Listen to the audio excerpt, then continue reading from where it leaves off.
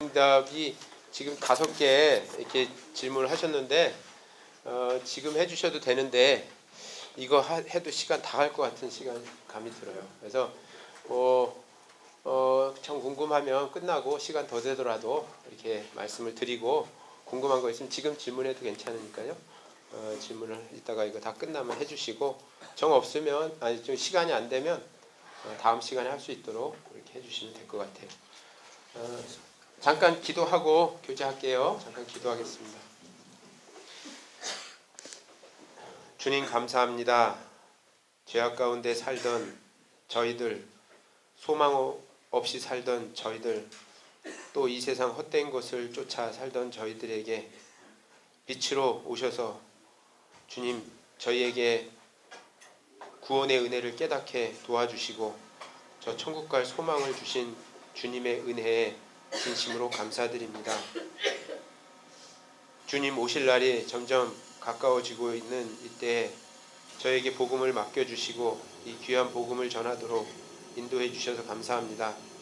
이 복음을 맡은 자로서 합당하게 어떻게 살아야 하는지 하나님 말씀을 통해 계속 교훈해 주시고 저희를 깨끗하고 거룩하게 해주셔서 주님 복음이 회방되지 않고 온전히 전해지도록 인도해 주시옵소서. 오늘 주일을 맞이해서 하나님 말씀 앞에 모여있는 우리 형제 자매님들에게 하나님께서 교훈을 주셨으니 감사합니다. 또 이어지는 새신자부 모임 속에서 마땅히 알아야 될 말씀들, 궁금한 것들이 우리 마음속에서 해결되어 주님 주시는 참 기쁨과 온전한 믿음을 소유할 수 있도록 주님 도와주시기를 기도합니다. 오늘 모든 교제의 시종을 주 성령님께 의지하며 예수님 이름으로 기도합니다. 아멘. 네, 질문 5가지가 있어요. 그래서 어떤 것부터 해야 될지 잘 모르겠는데 우선 그냥 순서대로 이제 말씀을 드릴게요. 우리 교회의 역사에 대해 알고 싶습니다. 주변에서 어느 종파냐고 물어 침례라고 말을 하긴 하는데 종파마다 믿음이 다른 이유가 무엇인지 궁금합니다. 이거 엄청나게 큰 올해 대답해야 될 질문이에요. 우리 교회사에 대해서 얘기해달라고 하니까. 그리고 여기 좀 오해한 게 종파마다 믿음이 다른 이유가 무엇인지 모르겠다 그랬는데 사실은 교파마다 믿음이 다른 것은 아니고 사실은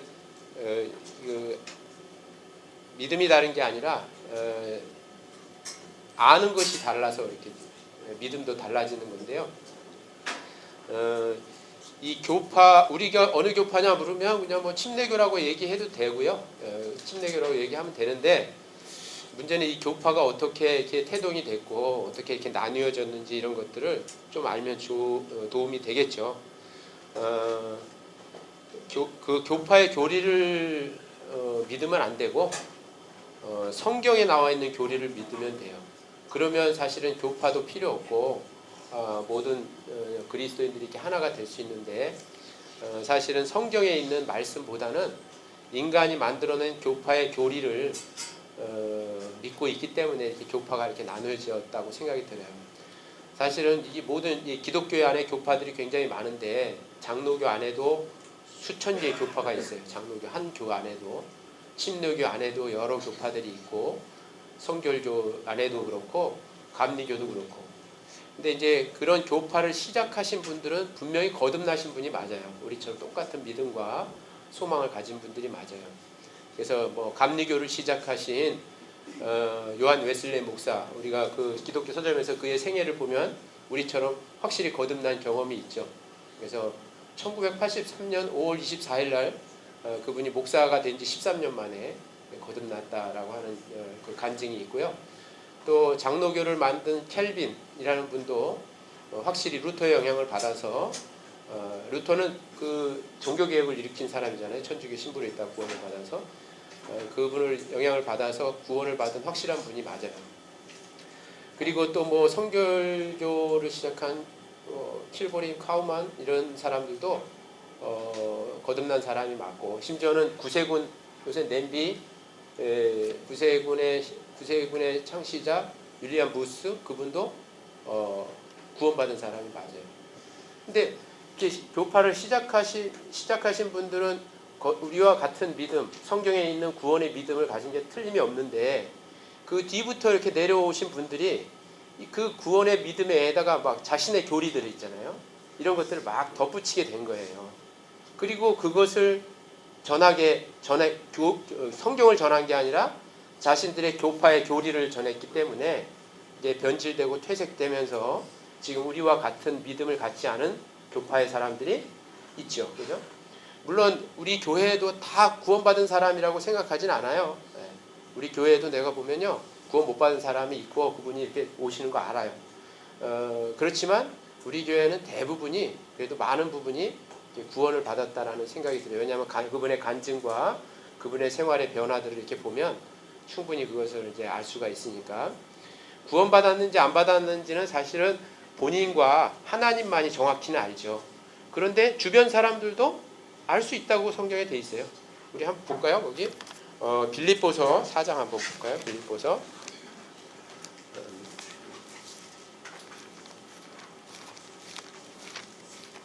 빌립보서 4장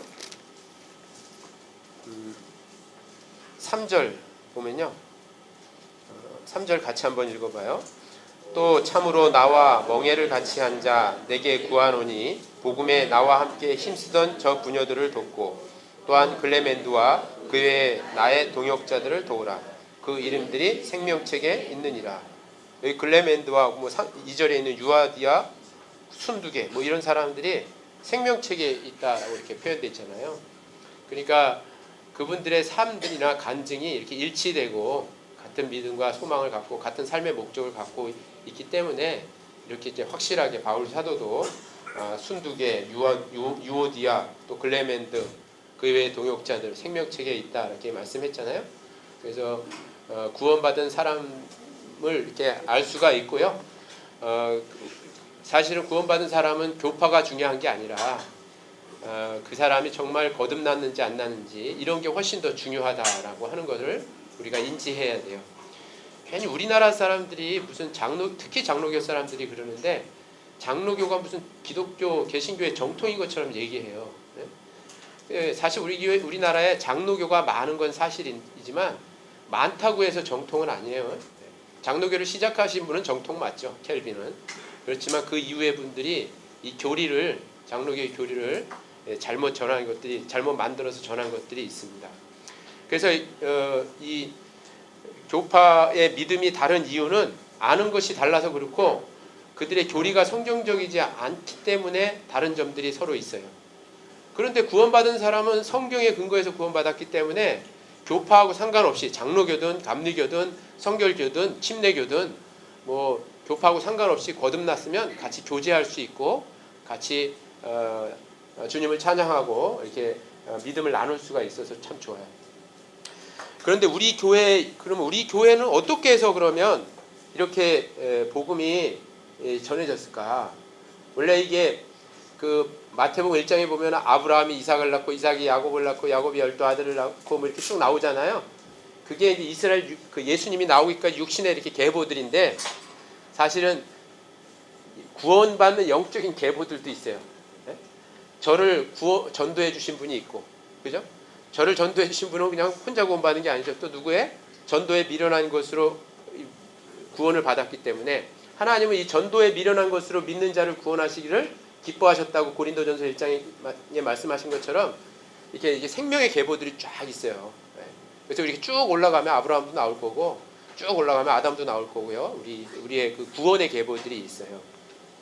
그래서 분명히 우리 교회도 누군가가 전해줬기 때문에 이렇게 구원받는 사람이 있다는 건 틀림이 없겠죠.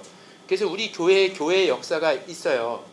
그런데 이제 이거를 이제 설명하려면 굉장히 시간이 많이 걸리는데 아주 요점을 정해서 이렇게 말씀을 드리면 우리나라에 처음 기독교가 전해진 게 언제인 줄 아세요? 누가 이렇게 기독교를 처음 이렇게 전해 왔어요? 우리 국사 배우면 현대사 배우면 근대사죠. 거기 배우면 1884년에 알렌이라는 선교사가 들어와서 그 사람이 근데 복음을 전한 거라고 보기는 어렵고 광해원이라고 하는 의료 사업을 시작한 거예요. 우리나라에 최초로 우리나라가 이렇게 근대화돼서 개화가 된 것은 사실 선교사들의 역할이 굉장히 컸어요.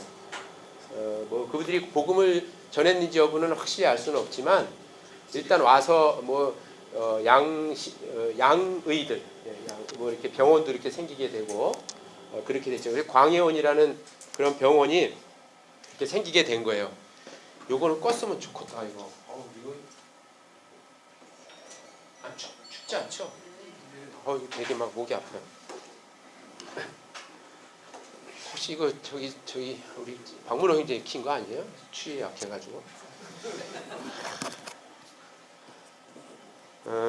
그래서 이제 처음에 들어오신 분은 1884년에 알렌이라는 선교사인데 북장로의 소속이에요. 근데 그때 막 처음 우리나라에 이게 성경이 이렇게 개신교가 들어오게 될 때는 아까도 말했지만 교파가 전해진 거지 복음이 전해진 건 아니에요. 그래서 1884년에 알렌이라는 선교사가 들어왔고 1885년에는 언더우드라고 들어보셨죠? 언더우드? 뭐 옷 옛날에 옷 브랜드도 언더우드가 있었는데 언더우드가 들어와서 연세대학교 연희 전문 만들고 그랬잖아요. 연희 전문이 개신교에서 만들었고 또 그 당시에 아펜젤러라고 근데 이 언더우드는 북장로의 소속이고 장로교고요. 그다음에 아펜젤러라는 사람이 또 그 당시에 들어왔는데 그건 감리교 소속이에요. 그래서 배제학당 있죠. 배제고등학교 이런 배제학당을 처음 만드신 분이에요. 그러니까 우리 근대 교육이나 근대 의료나 이런 것들은 다 선교사에 의해서 시작된 게 우리나라의 근대사 역사죠. 그래서 언더우드가 시작한 교회가 이제 그 연세대학교 쪽으로 해서 세문안 교회 있죠. 세문안 교회. 저기 광화문에 가면 세문안 교회가 있어요. 거기가 그렇게 시작된 교회고 그리고 아펜젤러가 시작한 감리교는 바로 길 건너에 정동교회가 있어요. 지금 경향신문이 있고 뭐 있는 그 뒤쪽인데요. 거기에 정동교회가 있는데 그 사람 감리교가 전했던 교회가 정동교회고 세문안 교회가 장로교가 전했던 교회예요. 우리나라 최초의 교회들이에요. 그런데 그 교회들이 사실 복음을 전했다라고 보기는 참 어려워요. 교파를 전한 거지. 장로교나 이런 감리교나 이런 것을 전했던 거지. 이제 그 복음을 전했다고 보기가 참 어려워요. 그리고 그 당시에 우리나라가 6.25 전쟁 이후에 굉장히 찢어지게 가난했잖아요. 가난해서 그때 미국이나 이런 선교사들이 들어왔을 때 그 배고픔을 해결해 주는 그래서 막 먹을 거 주고 구제 사업을 많이 했어요. 그래서 교회만 가면 먹을 게 있더라 해가지고 막 구원하고는 상관없이 복음을 깨닫는 거 상관없이 그냥 무조건 교회 가서 먹고 찬양하고 그랬던 거예요. 그런데 일찍이 사실은 구한말 때 복음을 전했던 무리들도 있어요. 그래서 그게 처음 전해진 게 사실 먼저 평양에 전해졌어요. 평양에. 그래서 평양 부흥회라는 그런 부흥회가 있었는데 그때 활동했던 목사들이 뭐 김익두 목사, 또 길선주 목사, 그다음에 주기철 목사 이런 분들인데 그분들은 거의 거듭난 사람들이 거의 맞을 것 같고 그분들은 굉장히 말씀 전한 게 복음적이었어요. 그러니까 뭐 사실 평양에 이렇게 복음을 전했을 때가 더 복음적이었고 남한의 쪽에는 거의 이게 구제 사업 쪽으로 이렇게 많이 들어와서 실질적인 복음이 없었는데 남한에는 교파를 전하지 않고 그래도 초교파적인 단체가 하나 있었는데 그게 동양선교부라고 해가지고요. 킬보린 바우만이라고 하는 그 지금의 성결교회 전신이에요. 그 사람들은 이제 초교파적으로 와서 이제 말씀을 전했는데 그래서 그 성결교회 교리를 보면 4개 교리가 있는데 하나가 신유, 중생, 성결, 재림 이거예요. 그리고 두 번째 중생이라는 게 있다고요. 거듭남이라는 게. 그래서 이 성결교 사람 중에 거듭난 사람들이 있어요. 내가 지금 만난 사람들이 있고 그런데요. 근데 나머지 뭐 장로교나 뭐 감리교나 이런 때는 그걸 시작하신 분들은 거듭난 분이 틀림이 없지만 우리나라에 전해질 때는 그 장로교의 교리나 감리교의 교리가 전해졌지. 예를 들면 알메니엔주의, 감리교의 교리거든요. 캘빈주의 이게 이제 장로교의 교리 이런 것들이 전해졌지 복음이 전해지지는 않았어요. 그래서 이제 그 피어선 선교사라는 분이 이제 우리나라에 이제 50년대에 들어와서 구제 사업을 위해서 왔는데 구제를 하기 위해서 이렇게 많이 부산한 사람 도와주기 위해서 왔는데 그 사람 친구 중에 하나가 그 사람이 디교기라는 선교사가 있었어요. 그분이 디교기 이제 미국 선교사인데 이분이 한국에서 막 교회가 막 생기고 막 부흥이 일어나고 많은 사람들이 교회가 다니고 하니까는 이제 막 그 미국에 막 우리 대한민국이 완전히 뭐 동방의 예루살렘이다 이렇게 퍼지게 된 거예요. 그래서 피어선이 이제 초청을 해서 한번 와서 딱 봤더니 세문안 교회 갔다는 거예요. 세문안 교회. 세문안 교회 가는데 막 사람들이 통성 기도하고 새벽 기도하고 막 울고 그러는 거예요. 그래서 도대체 왜 우냐? 이게 뭐 죄가 이제 죄 때문에 회개해서 우는 건지 이렇게 물어봤더니 우리나라가 분단이 돼서 슬퍼서 울고 가난해서 울고 뭐 이런 내용이에요. 죄에 대해서 얘기한 게 아니라. 그래서 이제 그때 디격이 원래 깡패 출신이었는데 형이 구원받고 자기도 구원받고 이제 사람이 완전 변한 사람이에요. 제가 한번 봤는데 디격을 등치가 진짜 남산만해요. 아주 크고 그래요. 이 사람이 거듭나고 나서 한국에 와서 보니까 부흥이 됐다고 해서 보는데 이건 복음적이지는 않고 다 구제 때문에 모이고 그런 거야. 그래서 디격이란 이 사람이 사명감을 가지고 내가 여기 선교사로 와야겠다 해가지고 그때 믿음의 방패라고 하는 초교파적인 모임이 있었어요. 그 모임을 대표해서 이제 우리나라의 선교사로 50년대 중반에 이렇게 오게 된 거예요. 그때 또 초교파적으로 또 우리나라에 복음을 전하기 위해서 오신 분이 키스 글라스라고 하는 네덜란드 설교사인데 이 사람은 영국의 웩 선교부 소속이에요. 웩 선교부도 초교파적인 모임이에요. 뭐 장로교도 아니고 감리교도 아니고 이 사람들이 이렇게 들어와서 이제 복음을 전하기 시작한 거예요. 다 따로따로 전한 거죠. 디교의 한국 이름은 덕인영이고 그 다음에 키스 글라스의 한국 이름은 길기수 이렇게 한국 이름도 있어요. 길기수 선교사는 한국말을 그렇게 잘했다고 하더라고요. 한국말 설교도 많이 잘하고.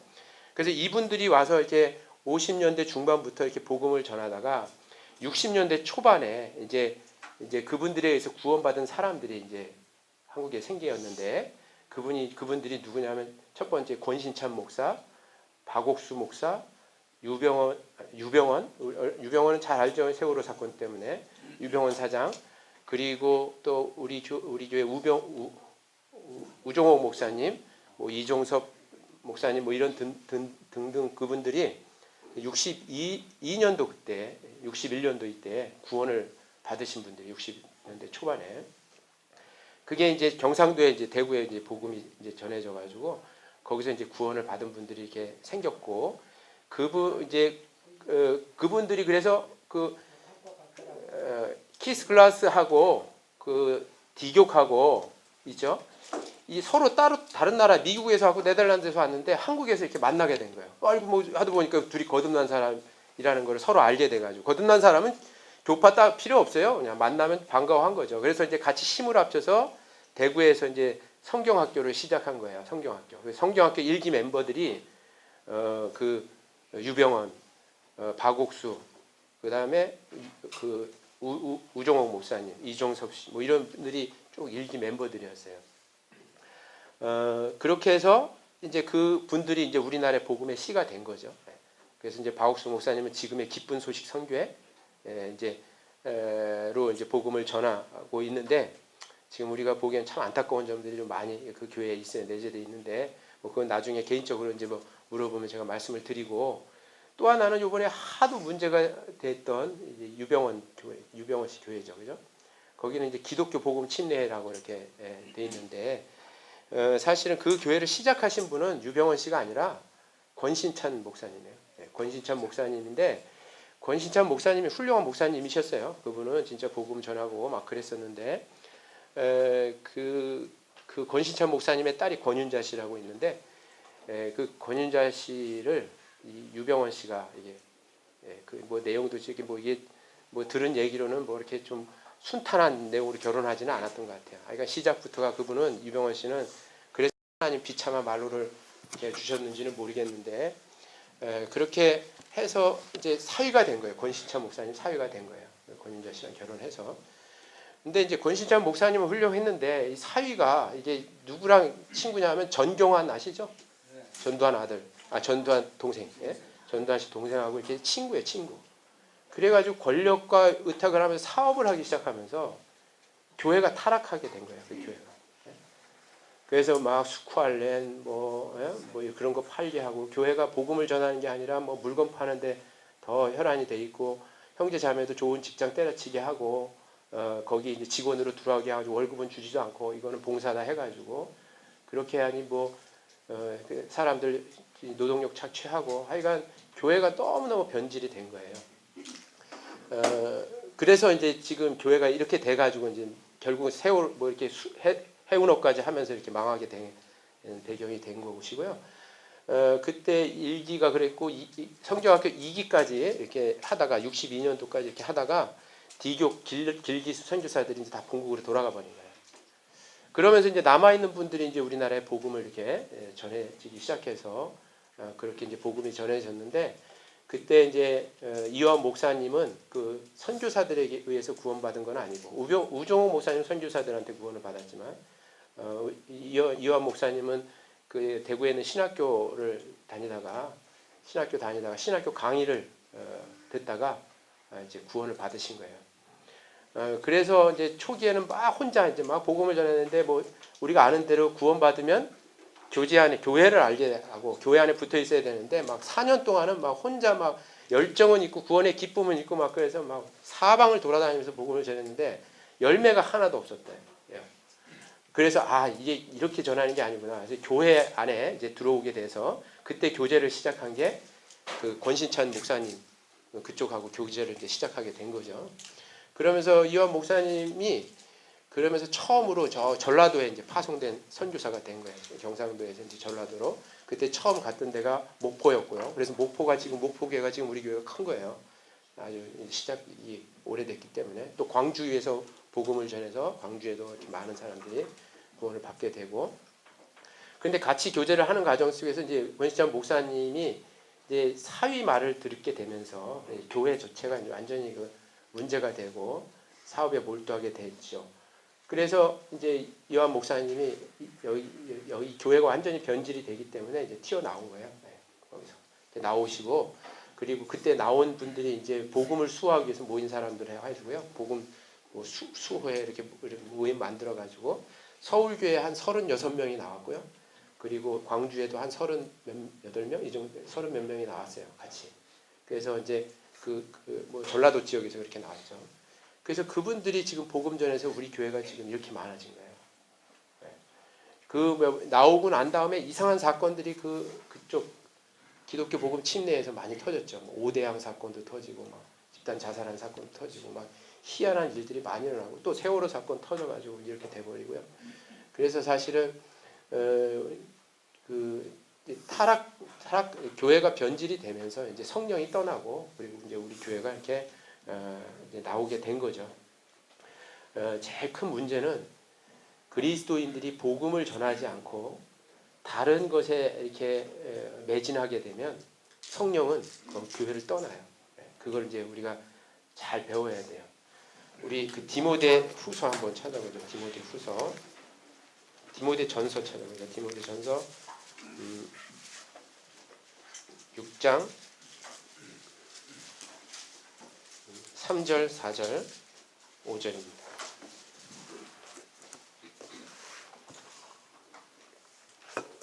디모데 전서 6장 3절, 4절, 5절 같이 한번 읽어보겠습니다. 누구든지 다른 교훈을 하며 바른 말 곧 우리 주 예수 그리스도의 말씀과 경건에 관한 교훈에 창념치 아니하면 저는 교만하여 아무것도 알지 못하고 변론과 언쟁을 좋아하는 자니 이로써 투기와 분쟁과 회방과 악한 생각이 나며 마음이 부패하여지고 진리를 잃어버려 경건을 이익의 재료로 생각하는 자들의 다툼이 일어나느니라. 참 요대로 된 거예요. 누구든지 다른 교훈을 하며 바른 말 곧 우리 주 예수 그리스도의 말씀과 경건에 관한 교훈에 창념치 아니하면, 우리가 모이는 이유가 복음을 전하기 위해서 우리가 하나님은 우리를 모아주셨지 무슨 사업하라고 모아주신 건 아니잖아요. 그죠? 그러니까 이 복음 전하는 일 이런 것을 해태하면 어떻게 되냐면 4절에 저는 교만하여, 이게 문제예요. 그래서 사람이 교만해지면 자기를 돌아볼 수 있는 것이 이제 없어져 버린 거예요. 그리고 하나님이 총명을 빼앗아 버리고 다 빼앗아 버려서 옛날에 정말 하나님께 쓰임 받던 사람도 다 바보처럼 돼 버린 거예요.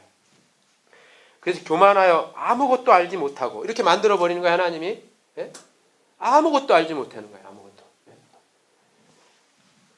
복음을 전하는 게 아니라 예수 그리스도를 전하는 것이 아니라 성경을 전하는 것이 아니라 무슨 세상의 심리학을 전하고 철학을 전하고 막 이렇게 변질이 돼버리는 거예요. 그러면 교만한 사람들이 모이면 뭐가 일어나요? 여기 나온 대로 변론과 언쟁을 좋아하는 자니 맨날 분쟁이 있고 싸움이 일어나는 거예요. 그래서 그 교회가 맨날 분쟁이 있고 튀어나가고 분열되고 자꾸 쪼개지고 근데 남는 것도 별로 없어요 사실은. 그리고 그 교회 가보면 맨 어르신들밖에 없어요. 청년들이요. 지금 우리 교회 청년들 많죠.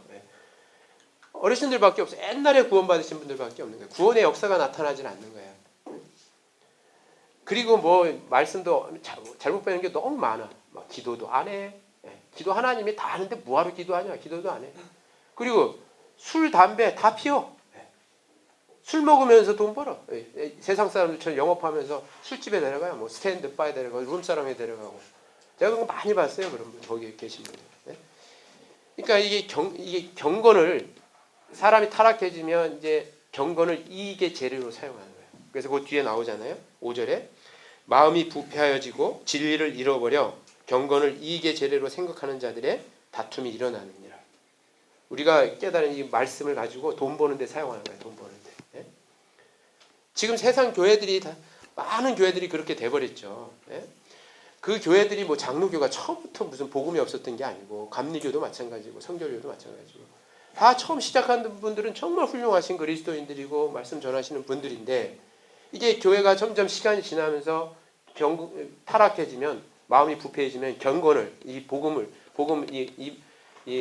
교회의 일을 이익의 재료로 사용하는 거예요. 돈 버는 수단으로 사용하는 거예요.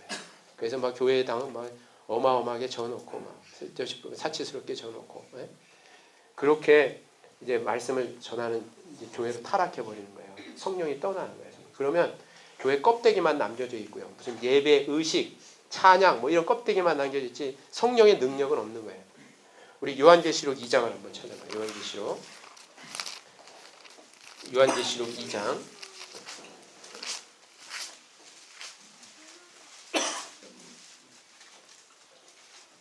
4절 5절을 같이 한번 읽겠습니다. 요한계시록 2장 4절 5절 같이 읽죠. 그러나 너를 책망할 것이 있나니 너의 처음 사랑을 버렸느니라. 그러므로 어디서 떨어진 것을 생각하고 회개하여 처음 행위를 가지라. 만일 그리하지 아니하고 회개치 아니하면 내가 내게 임하여 내 촛대를 그 자리에서 옮기리라. 여기 너희 처음 에베소 교회를 주님이 책망했는데 너의 처음 사랑을 버렸느니라. 처음 사랑이 뭐예요? 복음이잖아요. 복음. 우리가 복음 때문에 이렇게 모이게 됐고 복음 때문에 주님의 사랑을 알게 된 거잖아요. 그거를 버리고요. 그걸 전하는 것을 뒤로 하고 이제 뭐 사업이니 무슨 다른 것에 더 매진을 하면 하나님 어떻게 한다 그랬어요? 5절에. 그러므로 어디서 떨어진 것을 생각하고 회개하여 처음 행위를 가지라. 만일 그리지 아니하고 회개치 아니하면 내가 내게 임하여 내 촛대를 그 자리에서 옮기리라. 촛대를 옮기는 거예요. 하나님 성령이 떠나는 거예요. 그러면 껍데기만 남는 기독교의 그 의식, 예식 이런 껍데기들만 남게 되고 구원의 역사는 안 나타나는 거예요. 그리고 맨 노인네들만 있고 뭐 젊은 사람도 없고 이렇게 돼버리는 거죠. 그래서 우리도 그러니까 이걸 뭐 타산지석 삼아서 사실 우리도 조심해야죠. 우리도 언제 어떻게 그렇게 바뀔 수도 있어요. 사실 교회가 타락하면 그렇게 되니까 그죠? 그래서 우리가 복음 전하는 일을 제일 우선으로 하고 뭐 다른 것들은 우리 안중에 없어요. 우리는 지옥 갈 사람 건져내는 일에 최선을 다해야 되고 그 일 때문에 우리가 이렇게 모이는 거예요. 우리가 모이는 게 뭐 우리끼리 좋자고 이렇게 모이는 게 아니라 이렇게 모여야 하나님이 하나가 돼야 이 힘으로 복음을 전하시기 때문에 우리가 이렇게 모이는 거다 이렇게 생각하면 돼요. 그래서 우리 교회의 역사는 대충 그래요. 그래서 우리 교회가 그때 나온 때가 1983년도예요. 그러니까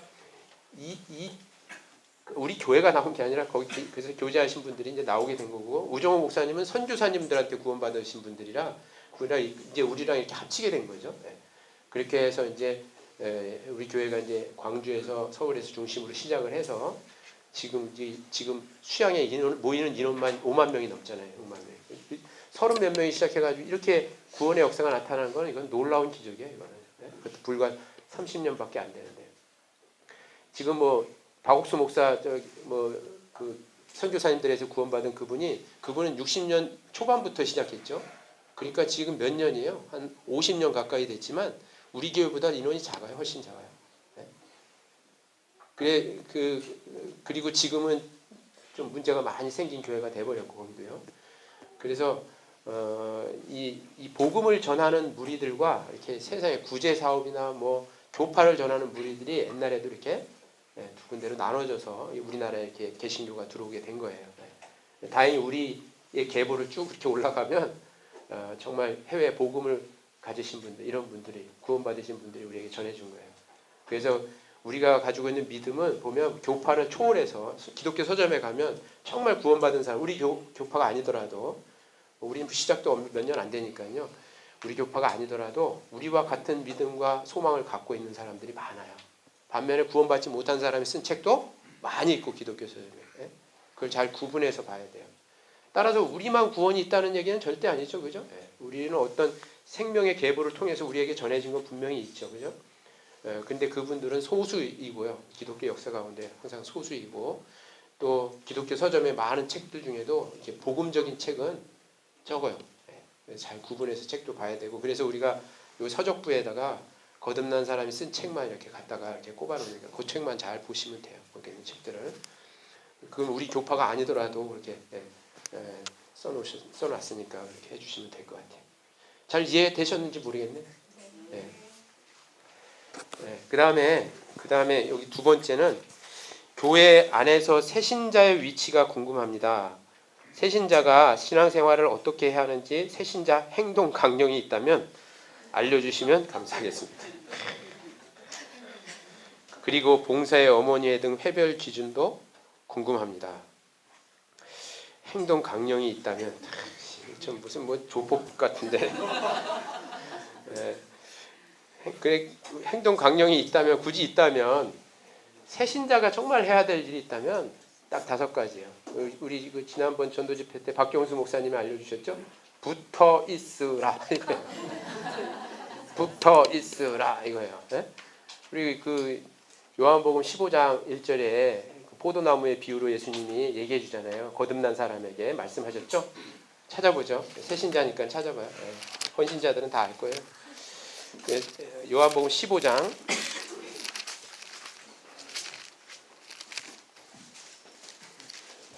3절, 4절, 5절입니다. 요한복음 15장 3절, 4절, 5절 같이 한번 읽죠. 너희는 내가 일러준 말로 이미 깨끗하였으니 내 안에 거하라. 나도 너희 안에 거하리라. 가지가 포도나무에 붙어있지 아니하면 절로 가시를 맺을 수 없음 같이 너희도 내 안에 있지 아니하면 그러하리라. 나는 포도나무여 너희는 가지니 저가 내 안에 내가 저 안에 있으면 이 사람은 과실을 많이 맺나니 나를 떠나서는 너희가 아무것도 할 수 없음이니라. 농부가 씨를 뿌리고 나무를 심고 하는 이유가 뭐죠? 뭐 때문에 농부가 씨를 뿌리고 나무를 심고 해요? 열매를 원하는 거예요. 농부는. 그죠? 관상용으로 심는 거 아니죠? 농부는 열매를 원하기 위해서 심는 거예요. 하나님도 우리의 생명을 왜 주님의 생명을 이렇게 심어주셨냐면 우리에게 열매를 원하시는 거예요. 열매를. 근데 열매를 맺으려면 나는 포도나무요 너희는 가지라고 이렇게 비유로 말씀하셨는데 구원받은 사람은 가지예요. 왜 이게 구원받은 사람입니까? 아까 3절에 말씀했죠. 너희는 내가 일러준 말로 이미 깨끗하였으니 이렇게 말씀했죠. 여기 계신 분들 깨끗해졌죠? 죄 다 사함 받았잖아요. 그죠? 그런 사람에게는 비유로 얘기했잖아요. 내가 포도나무고 너희는 가지니까 가지가 있는 존재 이유가 뭐냐? 열매 맺는 거다. 그럼 열매를 맺으려면 어떻게 해야 되냐? 포도나무에 붙어 있어라. 이렇게 말씀하신 거예요. 포도나무가 뭐냐면 포도나무가 주님이라 그랬잖아요. 주님이 계신 곳이 어디예요? 교회예요. 교회. 두세 사람이 내 이름으로 있는 곳에는 나도 그들 중에 함께 있으리라 라고 말씀했죠. 마태복음 18장 20절에. 그러니까 두세 사람이 있는 게 교회잖아요. 그래서 가장 기본적인 교회는 가정이에요. 가정. 거듭난 그리스도인 부부가 있다. 그게 교회예요. 거기서 하나님은 일을 하셔요. 그 교회를 통해서. 그래서 거듭난 사람들이 모여 있는 그 곳에 딱 이렇게 붙어 있어요. 거기에 주님이 계시니까. 골로새서 한번 볼까요? 주님이 거기 계신지 한번. 골로새서 1장 한번 보시죠.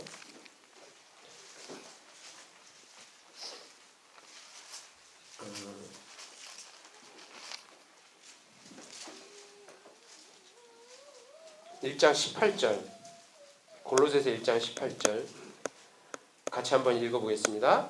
그는 몸인 교회의 머리라. 그가 근본이요 죽은 자들 가운데서 먼저 나신 자니 이는 친히 만물의 으뜸이 되려 하심이요. 네. 여기 그는 예수님이죠, 그죠? 몸인 교회의 머리라 이렇게 말씀하셨잖아요, 그죠? 자, 교회는 몸이라고 이렇게 인체의 몸이라고 얘기했고 예수님은 그 인체의 가장 중요한 머리라고 말씀했어요. 자, 몸과 머리는 이렇게 떨어져 있어요, 붙어 있어요, 항상. 네? 떨어뜨려 볼까요, 한번? 항상 붙어 있잖아요. 그러니까 그 얘기는 뭐냐면 주님은 교회에 항상 계시다는 거예요. 네? 그러니까 우리 보이지는 않지만 주님이 여기 계시고 주님이 계신 교회 안에 이렇게 붙어 있어야 돼요. 아까 성령은 떠난다고도 했잖아요, 그죠? 교회가 타락하면 떠나요, 하나님은. 네, 그것도 사실이에요. 근데 우리 교회가 정말 주님이 계시다는 것을 어떻게 그럼 증명할 수가 있어요? 구원받는 사람이 막 생기는 걸로 알 수 있는 거예요. 네? 성령이 떠나면 구원의 역사가 일어나진 않죠. 근데 구원받는 사람이 생긴다는 것은 주님이 우리와 함께 하신다는 증거예요. 그리고 우리 교회를 통해서 지금 전 세계에 지금 복음을 얼마나 활발하게 전하고 계세요. 그죠?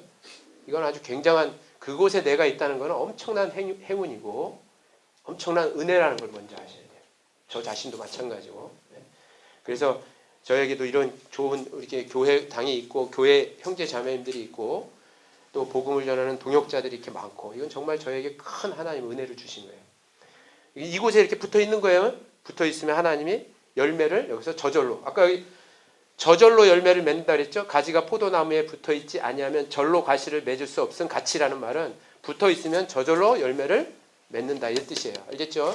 그래서 이 붙어 있으면 여기서 하나님이 계속 공급을 해줘요.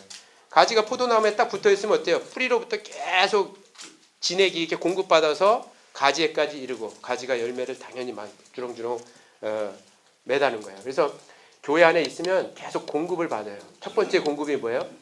오늘도 말씀 공급받죠. 그죠? 사람이 떡으로만 사는 것이 아니요 하나님의 입에서 나오는 모든 말씀으로 사느니라.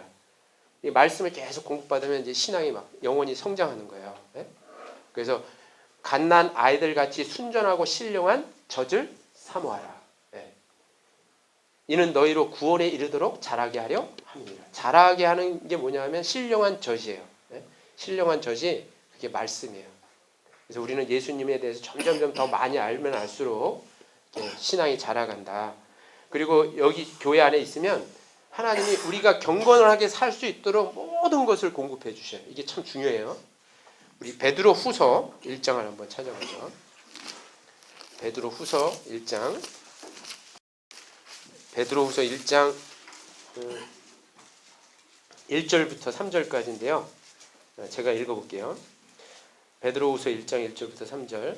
예수 그리스도의 종과 사도인 시몬 베드로는 우리 하나님과 구주 예수 그리스도의 의를 힘입어 동일하게 보배로운 믿음을 우리와 같이 받은 자들에게 편지하노니. 자, 베드로와 같은 믿음을 가진 사람들에게 보낸 편지예요. 그죠? 그러니까 구원받은 사람한테 보낸 편지인데 2절에 하나님과 우리 주 예수를 뭐라 했어요? 알므로 은혜와 평강이 너희에게 더욱 많을지어다. 은혜와 평강을 우리가 받았는데 예수님을 알면 알수록 더욱더 많아지는 거예요. 은혜의 평강이. 그 다음에 3절은 같이 한번 읽어봐요. 그의 신기한 능력으로 생명과 경건에 속한 모든 것을 우리에게 주셨으니 이는 자기의 영광과 덕으로서 우리를 부르신 자를 알므로 말미암음이라. 자, 신기한 능력, 생명과 경건에 속한 모든 것을 우리에게 주시는데 누구를 알므로? 예수 그리스도를 알므로 말미암음이라. 그러니까 우리가 더 경건하게 살고 정말 깨끗하게 살고 죄와 멀리하면서 사는 방법이 뭐냐? 교회 안에 거해서 예수님을 점점 더 알아가는 거예요. 아시겠죠? 그러면 경건한 생활을 하게 돼 있어요. 그래서 이제 행동 강령, 뭐 조폭 행동 강령이 아니라 그리스도인 행동 강령 있으면 붙어 있으라 이렇게 뭐 굳이 말한다면 말할 수가 있어요. 그 다음에 여기 봉사의 어머니회 등의 행동 강령도 알려달래요. 야, 그래서 그 봉사회는 그래서 제가 행동 강령 이제 말씀을 드리면 본이 되라 이렇게 되고 싶어요.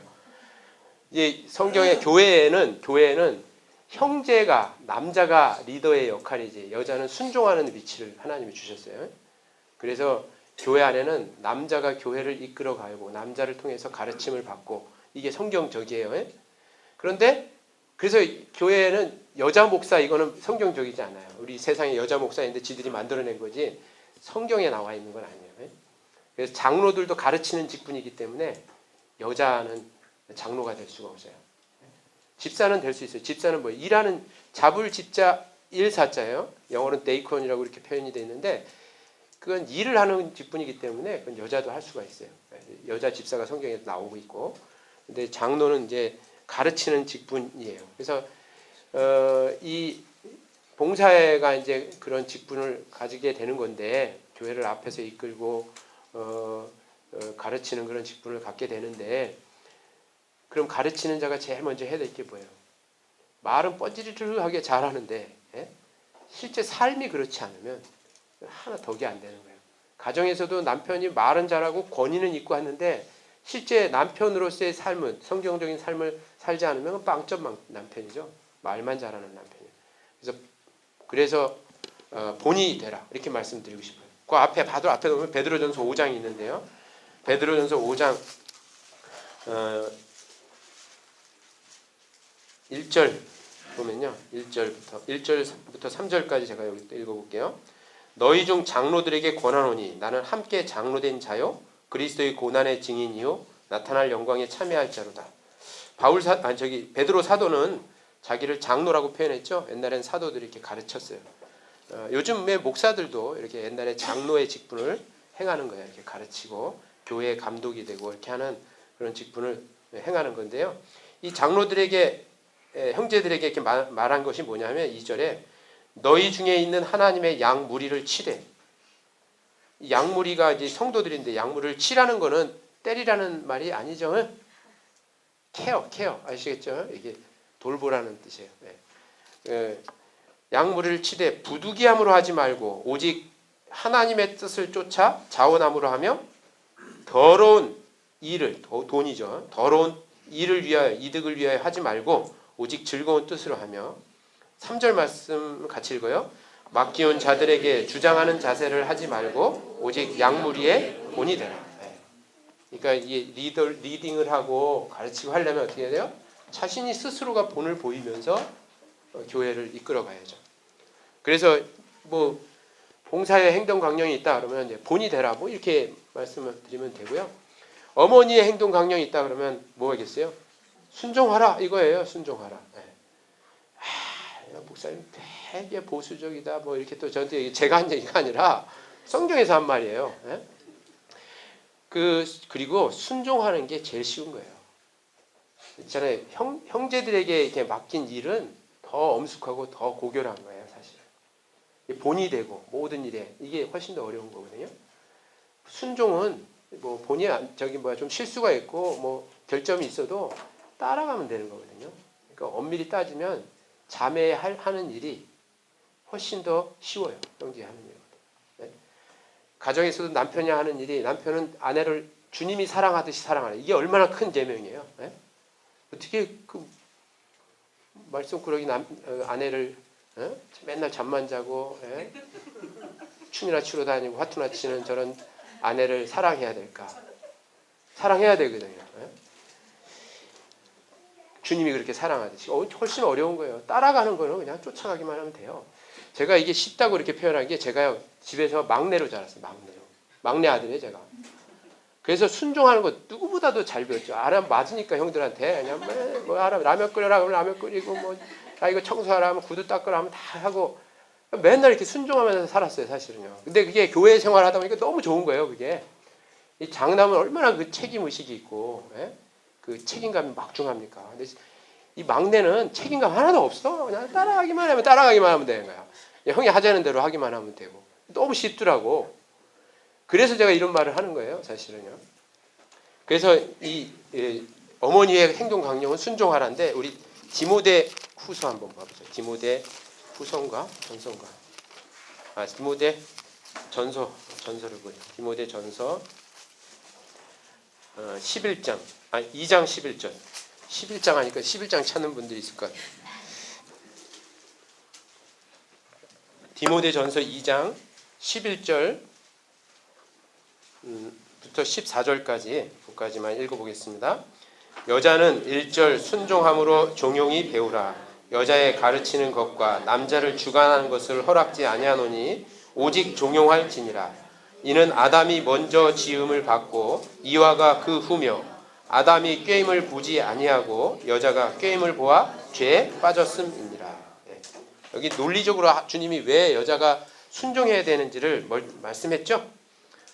남자가 여자에게서 난 게 아니라 그러죠.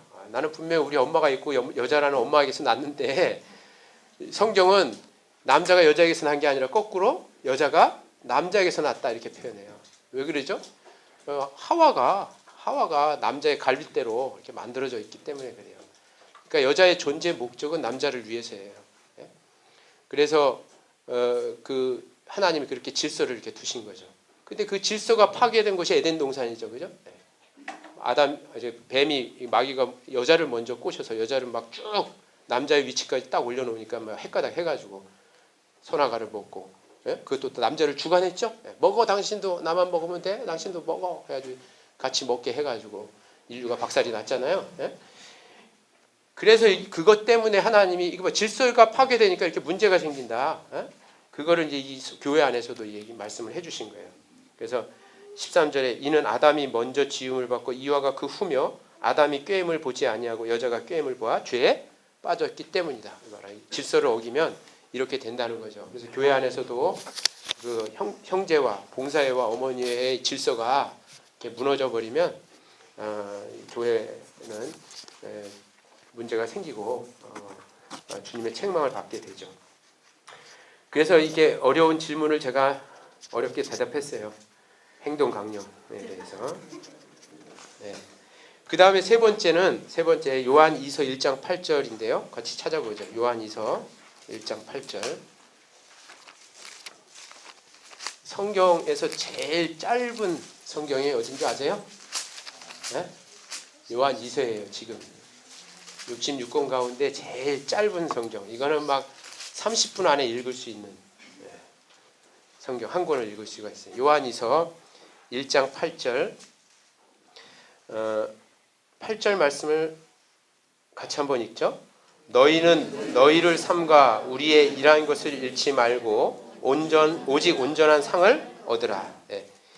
여기 우리의 일한 것을 잃지 말라고 했는데 설명을 부탁드립니다. 그리고 다른 질문입니다.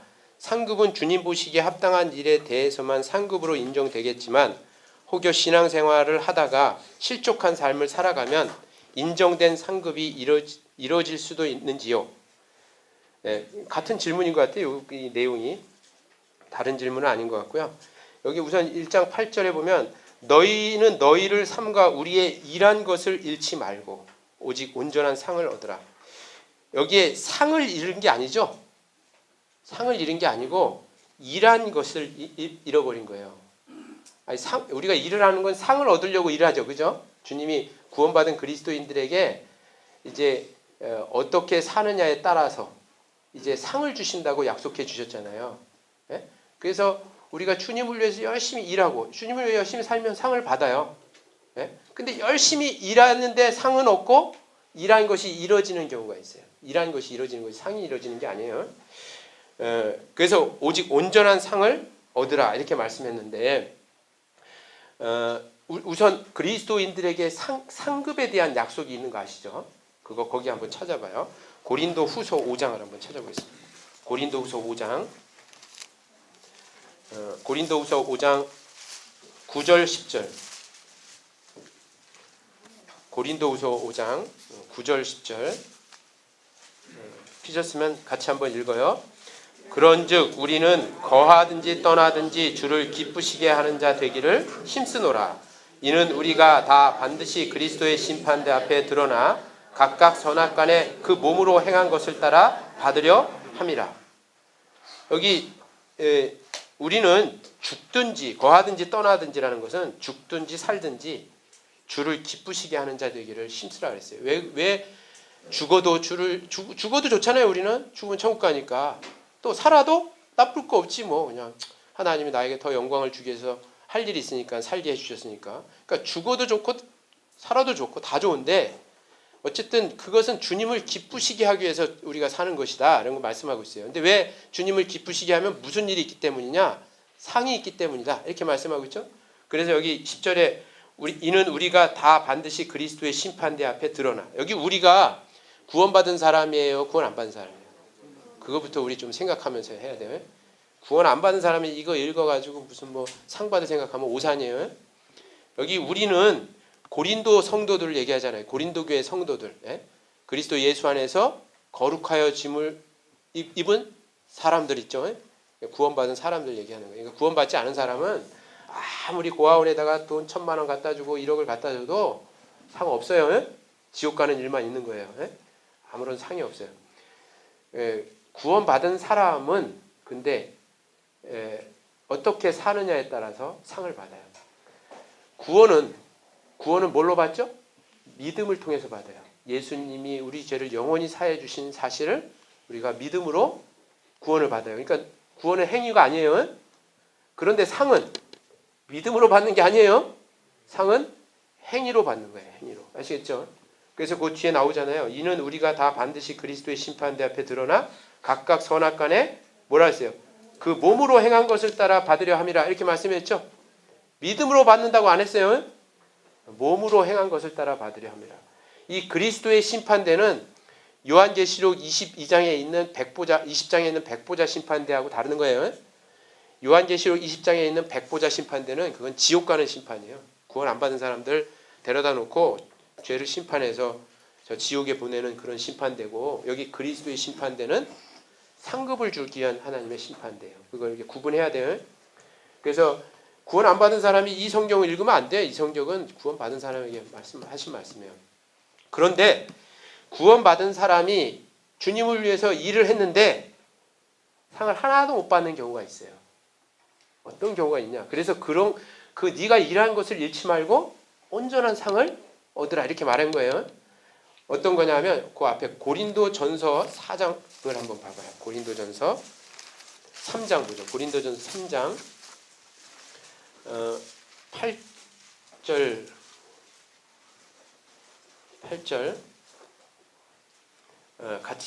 같이 한번 8절만 읽어보죠.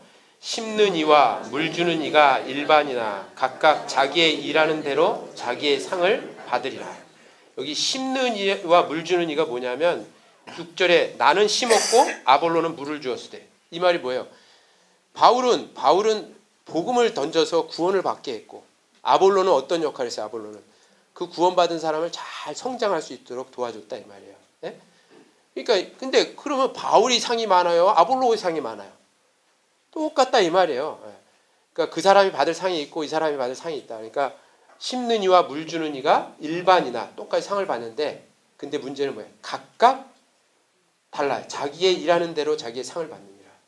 어떤 직분이 더 훌륭해서 상을 많이 받는 게 절대 아니에요. 천국에 가면 목사님이 상을 제일 많이 받을 것 같아요? 천만의 말씀이에요. 목사님이 제일 꾸중을 많이 받을 수도 있어요. 반면에 저 보이지 않는 곳에서 묵묵히 일했던 그런 형제 자매님들이 목사님보다 훨씬 더 많은 상과 영광을 받을 수가 있어요. 그래서 각각 그래서 달라요.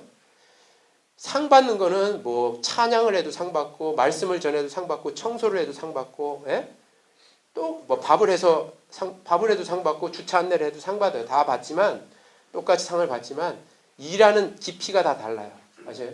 각 사람이 일하는 깊이가. 마음을 주는 것이 다 다르기 때문에 하나님이 그걸 정확히 계산해서 각각 상을 준다고 했어요. 그런데 어떤 일은 못 받는 상도 있어요. 아예 못 받는 상도. 그게 뭐냐면 그 뒤에 12절을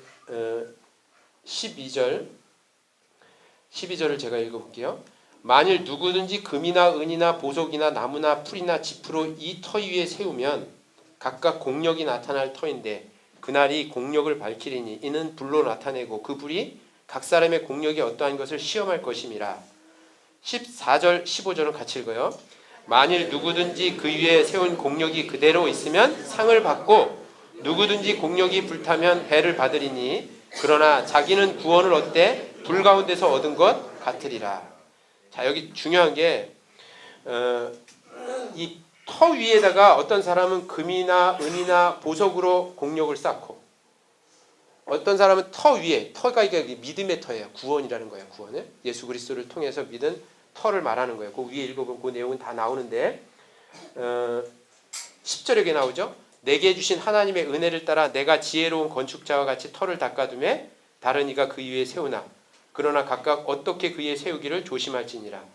이 닦아둔 것 외에 능히 다른 터를 닦아줄 자가 없으니 이 터는 뭐라 그랬어요? 예수 그리스도라. 그러니까 예수님을 믿어서 구원받은 게 우리 믿음의 터예요. 그 위에 이제 우리가 공력을 쌓는 거예요. 하나씩. 여러분들도 쌓고 저도 쌓고 막 쌓는데 어떤 사람은 금이나 은이나 보석으로 공력을 쌓는 사람이 있고 어떤 사람은 나무나 풀이나 짚으로 공력을 쌓는 사람이 있어요. 그런데 이게 이제 불이 주님 앞에 가면 불이 확 지나간다. 어디에 지나가요? 사람한테 지나가는 게 아니라 이 일에 지나가는 거예요. 일에 공력에 싹 지나가는 거예요. 여기 분명히 공력이 불탄다 그랬죠. 15절에 보면 누구든지 공력이 불타면 이렇게 돼 있죠. 그러니까 사람이 불타서 없어지는 게 아니에요. 어떤 사람은 이 말씀 가지고요. 야, 구원받은 사람도 잘못하면 이거 봐라. 불심판받아 지옥 간다. 이렇게 얘기해요. 이게 사람에게 불이 지나가는 게 아니죠. 공력이 불탄다 그랬잖아요. 공력. 그 사람이 일한 것이 이제 일한 것에 불이 지나간다는 거예요. 그러면 금이나 은이나 보석은 그대로 있겠죠? 타는 물건이 아니니까. 나무나 짚이나 풀은 어떻게 되겠어요? 타버리겠죠? 그래서 그 나무나 짚이나 풀로 공력을 세운 사람은 상을 못 받는 사람을 그렇게 얘기한 거예요. 금이나 은이나 보석으로 세운 사람은 상을 받는 사람이고.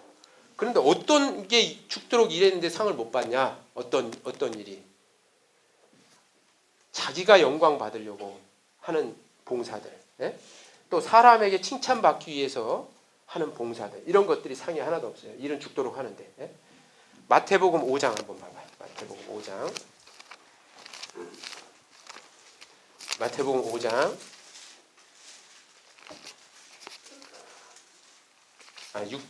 6장 1절. 마태복음 6장 1절.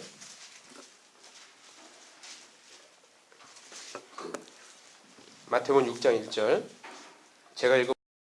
사람에게 보이려고 그들 앞에서 너희 의를 행치 않도록 주의하라. 그렇지 아니하면 하늘에 계신 너희 아버지께 뭘 얻지 못해요? 상을 얻지 못하느니라. 그러므로 구제할 때에 외식하는 자가 사람에게 영광을 얻으려고 회당과 거리에서 하는 것 같이 너희 앞에 나팔을 불지 말라. 진실로 너에게 이르노니 저희는 자기 상을 이미 받았느니라. 너희는 구제할 때에 오른손에 하는 것을 왼손이 모르게 하여 내 구제함이 은밀하게 하라. 은밀한 중에 보시는 너희 아버지가 갚으시리라.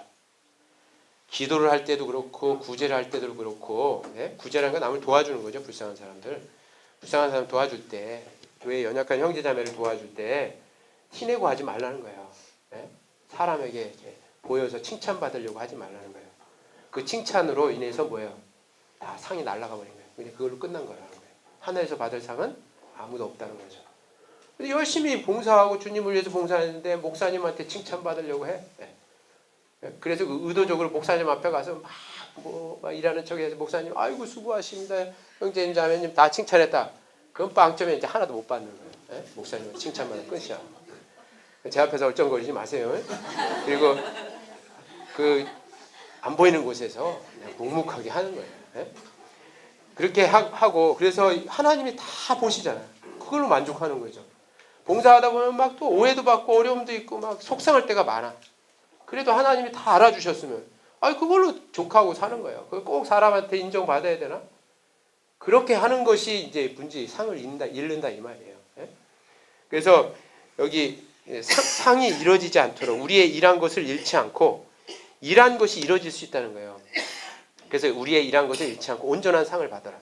그리고 이미 온전한 상을 받은 것들은 상을 받기 일한 것들은 그건 이루어지지 않죠. 그 사람이 나중에 뭐 실족하는 일이 있어도 그 상은 하나님이 그건 실족은 실족이고 구상은 구상대로 주지.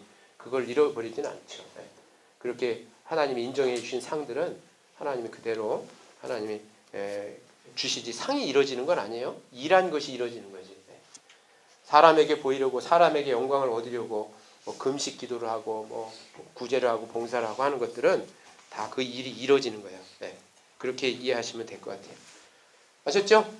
네. 그 다음에 네 번째는 그리스도인의 합당한 보험 가입은 어느 정도까지인가요? 보험. 네. 보험 알죠? 인슈런스. 네? 본인, 남편, 아이 등등 가족들 모두를 예로 들어서 설명해 주셨으면 합니다. 죽겠다. 네. 그리스도인의 합당한 보험 가입은 어느 정도까지인가요?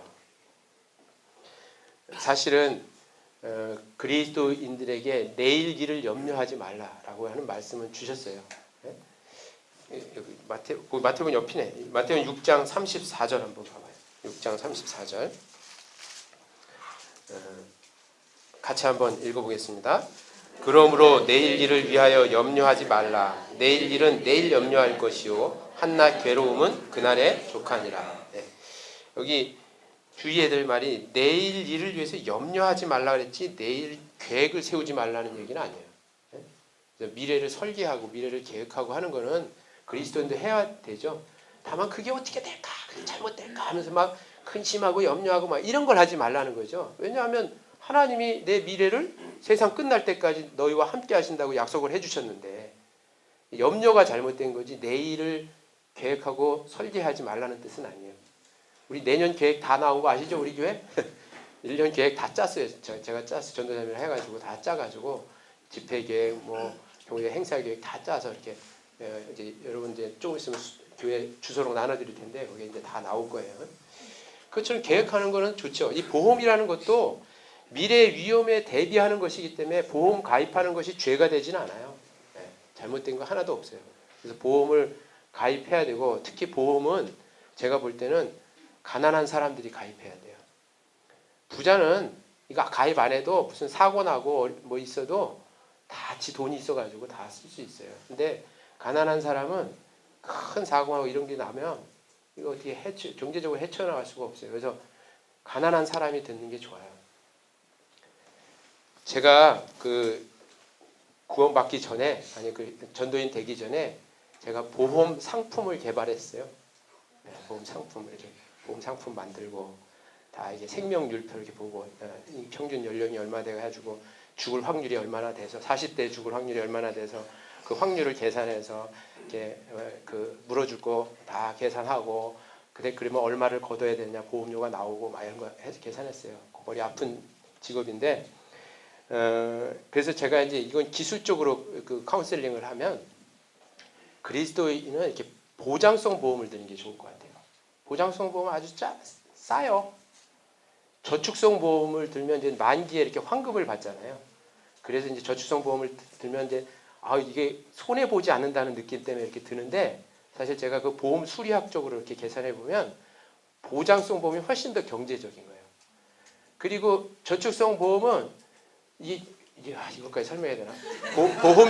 보험료는 사고 날 때 물어주는 돈 원가 계산하고 나중에 이걸 돈을 잘 굴려가지고 자산운용을 해서 나중에 만기 환급금으로 주는 돈을 이렇게 이원화시켜서 계산을 해요. 그런데 사실은 보험회사보다 더 자산운용을 잘하는 데가 은행, 증권회사 이런 데요. 그러니까 사실은 이 저축성 보험료 부분만큼은 그냥 그 돈은 보험회사 내지 말고 은행에다 그냥 딱 넣는 게 훨씬 더 이자를 더 많이 받아요. 그리고 사고 나는 돈만 딱 내면 작거든요. 그리고 그거는 부담도 안 돼.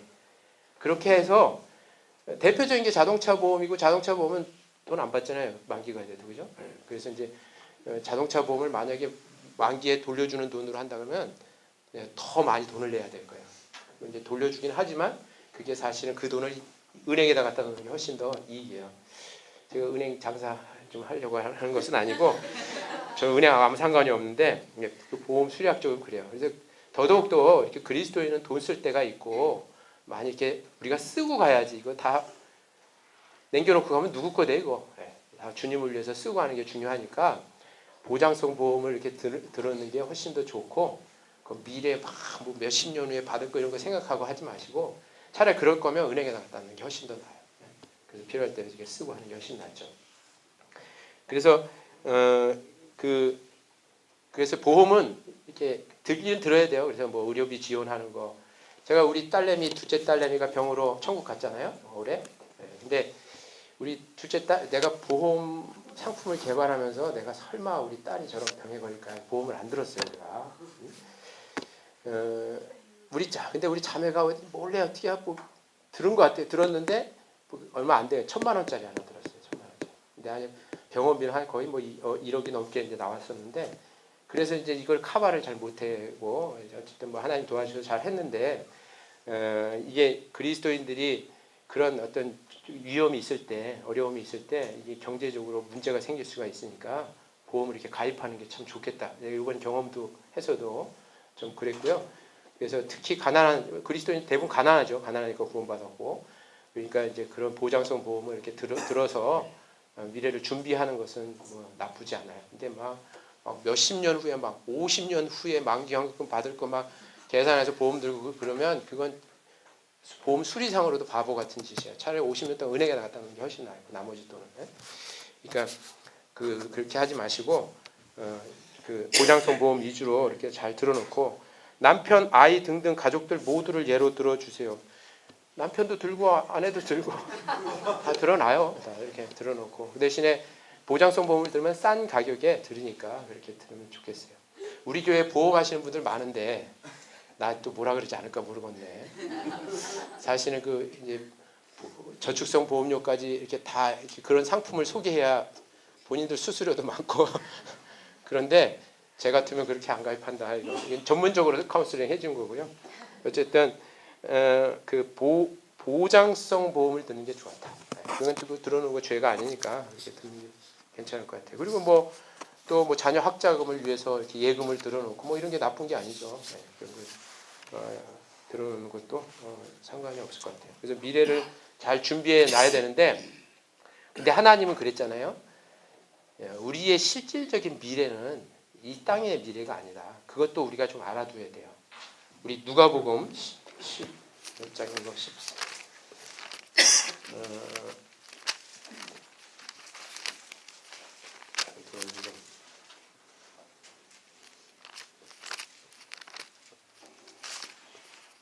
16장 누가복음 16장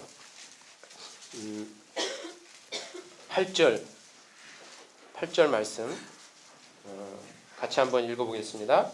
주인이 옳지 않은 청지기가 이를 지혜 있게 하였으므로 칭찬하였으니 이 세대의 아들들이 자기 시대에 있어서는 빛의 아들들보다 더 지혜로움이니라. 이 말씀은 어떤 불의한 청지기가 주인의 재산을 관리하는데 해프게 관리해가지고 주인이 해고시켜버린 거예요. 그러니까 해고시킬 줄 알고 미리 있잖아요. 어떻게 한 거예요? 자기 미래를 위해서 불의한 짓을 한 거예요. 미래를 위해서. 어떻게 했어요? 우리 주인한테 밀 100석 이렇게 빚진 사람 이리 와봐. 그리고 50석으로 고쳐 적어. 얼마나 좋아요. 100석을 빚졌는데 50석으로 고쳐 적으라니까 얼마나 좋아. 고쳐 적은 거예요. 그리고 넌 기름 얼마야? 그러니까 기름 80인이다. 너 20수로 적어. 이렇게 작게 적은 거예요. 이 불의한 짓을 한 거예요. 이 불의한 짓을 한 청지기를 예수님이 칭찬해 준 거죠. 근데 이 불의한 짓이 잘못된 게 아니라 이 사람이 나 해고 후에 정말 미래를 이 사람들이 내가 이렇게 해줬으면 도와줄 거 아니냐 이렇게 잘 준비한 걸 칭찬한 거예요. 그러면서 예수님이 이제 하신 말씀이 그 뒤에 읽어보면, 너도 이 세대의 아들들이 자기 시대에 있어서는 이 빛의 아들보다 더 지혜로움이라. 구원받은 사람들이 이 사람보다 더 못나게 미래를 준비하는 사람들이 있다는 거예요. 진짜 미래는 천국에서 받는 상이다 이거예요. 그게 우리의 진짜 미래인데, 그걸 위해서는 준비하지 않고 자기 미래, 자기 이 세상에 사는 그 미래를 위해서만 준비하는 어리석은 사람들이 있다는 거예요. 우리가 우리의 생애 육신적인 미래를 준비하는 게 죄는 아니지만 더 중요한 건 뭐예요? 이 세상 아니고 저 세상에서의 미래를 준비해 놔야 돼요. 영원한 상을 더 많이 받을 것을. 그래서 불의의 재물로 친구를 사귀라 하면서 우리가 가지고 있는 재물을 가지고 정말 주님을 위해 사용하라라고 하신 말씀이 누가복음 16장 말씀이에요. 아시겠죠? 그래서 진짜 미래는 그 우리 죽음 건너편에 주님 맞이할 때가 진짜 미래. 그거 잘 준비하는 것이 더 지혜로운 겁니다. 이렇게 말씀을 드렸고, 시간 너무 많이 됐다. 여기 하나 빨리 지나가서 말씀 끝내야겠다. 사무엘하 8장 2장 거기 한번 보시죠. 사무엘하 8장 2장. 봐요. 이게 여기 질문만 해도 이게 못하거든요. 제가 되게 빨리 한 건데도 이게 못했는데 더 자세하게 하면 더 시간이 없을 거예요. 그래서 여기서 직접 이렇게 질문할 시간이 별로 없어요. 그래서 여기서 이렇게 미리 이렇게 질문지를 내주시는 게 더 좋고 그래야지 되고요. 질문 내용이 별로 없으면 바로 질문해서 여기서도 그냥 바로 해드리는데 이게 하신 것만도 이렇게 많아가지고 복잡합니다. 사무엘하 8장 2절 말씀을 같이 한번 읽어봐요. 다윗이 또 모압을 쳐서 저희로 땅에 엎드리게 하고 줄로 재어 그 2줄 길이의 사람은 죽이고 1줄 길이의 사람은 살리니 모압 사람이 다윗의 종이 되어 조공을 바치니라. 이 말씀을 질문했는데 2줄 길이, 1줄 길이는 무슨 뜻인가요? 2줄은 장정, 1줄은 소년과 노인이라고 해석하는 것과 2줄은 죽이고 1줄은 살렸다라고 해석하는 곳이 있는데 성경 어디에 연결되는 부분이 있는지요? 이렇게 물어봤어요. 여기 다윗이 모압 사람들을 잡아다가요. 2줄 길이의 사람은 죽이고 1줄 길이의 사람은 살렸다 그랬잖아요. 이게 그러면 줄 잡아가지고 사람을 이렇게 쫙 쟀는데 2줄 길이의 사람은 장정이니까 죽여버렸고 1줄 길이는 애기고 노인이고 노인도 1줄 길이밖에 안 되나? 어쨌든 뭐 이렇게 그런 사람은 살렸다 이런 뜻으로 이렇게 이해가 될 수가 있을 것 같아요. 이거 이렇게 한국말로 이렇게 보면은요. 2줄 길이의 사람은 죽이고 1줄 길이의 사람은 살렸다. 롱다리는 죽이고 숏다리는 살렸다. 뭐 이렇게 이게 이해가 될 것 같아요. 근데 제가 보니까 그래서 이게 다른 번역을 좀 봐야 돼. 제 옆에 영어 성경이 여기 있어요. 영어 성경 이렇게 봤는데 금방 이해되더라고요. 영어 성경을 이렇게 보니까 이게 다윗이 모압 사람을 이렇게 줄을 1줄, 2줄, 3줄 이렇게 세우는 거예요. 그래서 첫 번째 줄, 두 번째 줄은 죽이고 여기 세 번째 줄. 그래서 여기 성경에 the third ranks라고 이렇게 나와 있어요. 세 번째 줄이라고 돼 있죠. 그리고 영어 성경에 every two ranks of them were put to death. 그러니까 2줄 사람들은 죽이고 그 다음에 the third ranks was allowed to live 이렇게 돼 있어요. 그러니까 세 번째 줄 사람들은 살렸다. 이게 왜 1줄, 2줄 이렇게 세운 사람들은 뭐냐면 막판까지 다윗을 대적하고 아주 적극적으로 전쟁했던 사람들이죠. 모압 족속들은 다 죽여버린 거예요. 나머지 사람들은 소극적인 사람들, 살려둘 이유가 있는 사람들인데 그 사람들은 이렇게 살려뒀다는 내용이죠. 그래서 그리고 또 원문 있죠. 히브리 원문을 이렇게 보니까 그 히브리어 사전을 이렇게 보니까 영어 성경이 잘 해석해 놓은 거예요. 잘 번역해 놓은 거예요. 우리말로 읽어보면 롱다리는 죽이고 숏다리는 살렸다 이렇게 이해가 되는데 영어 성경 보니까 이 세 번째 줄 사람들이 살렸다는 거죠. 한 줄, 첫 번째 first ranks, second ranks는 죽이고 third ranks는 살렸다 이렇게 번역이 돼 있고 또 히브리 원어 성경에 보니까 영어 성경이 잘 번역되어 있는 성경이에요. 따라서 여기 질문은 2줄 길이, 1줄 길이는 무슨 뜻인가요? 2줄은 장정, 1줄은 소년과 노인이라고 해석하는 곳. 그렇게 해석하는 사람이 잘못된 거고 2줄은 죽이고 1줄은 살렸다. 이렇게 여기에 이제 맞는 해석이다. 해석이 아니지 이건 뭐 그냥 글을 읽은 거죠. 한국 글을 좀 잘못 번역한 거죠. 이해 안 가게 좀 번역한 내용이다라고 말씀할 수 있고 여기가 연결되는 말씀은 따로 없어요. 사실 이 다윗이 모압 족속을 이렇게 막 진멸한 것은 그 민수기 24장 17절에 그 발람 선지자가 모압 사람이잖아요. 이 모압 사람이 나중에 어떻게 죽임을 당할 것인가 모압을 통해서 예언해 놨는데 그게 여기 성취된 거예요. 뭐 굳이 연결됐다고 하면 민수기 24장 17절하고 연결이 되는데 뭐 한 줄, 두 줄 이 얘기가 연결된 게 아니고 그 예언이 민수기 24장 17절의 예언이 사무엘하 8장 2절에 성취가 됐다. 이렇게 이제 연결은 그렇게 찾을 수는 있고 요거는 그냥 다른 데 나와 있는 건 없고 그냥 원문을 읽어보거나 영어 성경을 이해해 보면 금방 이렇게 알 수 있을 것 같습니다. 이해되셨죠? 네, 마치겠습니다.